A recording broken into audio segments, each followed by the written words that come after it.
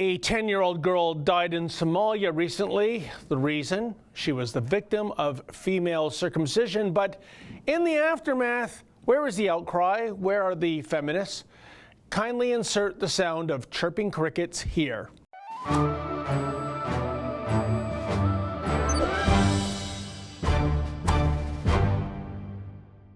FGM, aka female genital mutilation, is a nauseating, uncivilized procedure that is driven by pure misogyny. There's no reason for it other than to cause pain, both physical and psychological, to girls and women. And yet, millions continue to suffer from such barbarism, even in this day and age. But in Somalia recently, a 10-year-old girl actually died thanks to this grotesque procedure. In a Washington Post story, Hawa Aden Mohammed, executive director of the Galkayo Education Center for Peace and Development, said in a statement that, quote, "The girl's circumciser is suspected to have cut an important vein in the course of the operation," end quote. And 2 days later, the girl died. At least she died with her virtue intact, which seems to be, for some people, more important than the girl actually living as a supposed harlot. In fact, it's downright perverse to blame her death due to a so-called botched FGM operation, because is there such a thing as a successful FGM operation, given that, as the name of the procedure clearly states, this is something that involves mutilation?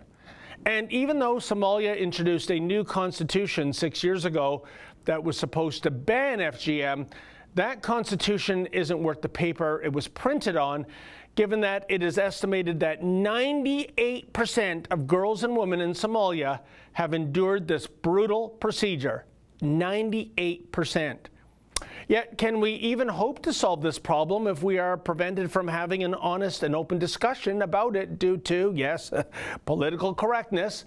After all, let's not forget the comments that our own fearless leader made some 6 years ago when Justin Trudeau had a conniption when the Conservative government used the word barbarism in Canada's Citizenship Guide to describe, quote, cultural practices that tolerate spousal abuse, honor killings, female genital mutilation, forced marriage, or other gender-based violence, end quote. Yeah, Justin actually was offended with the Conservatives calling barbarism. And for me, and I would suspect other fans of civilization, the biggest danger in the West when dealing with an atrocity like FGM is that whole cultural sensitivity argument. You know, that perhaps a little bit of barbarism can be begrudgingly tolerated rather than banned outright so that we don't hurt the feelings of certain newcomers. And besides, who are we to say what is right and wrong? And besides, maybe there's a so-called ethical and humane way of carrying out FGM. Yeah, that's the ticket. Ethical and humane mutilation.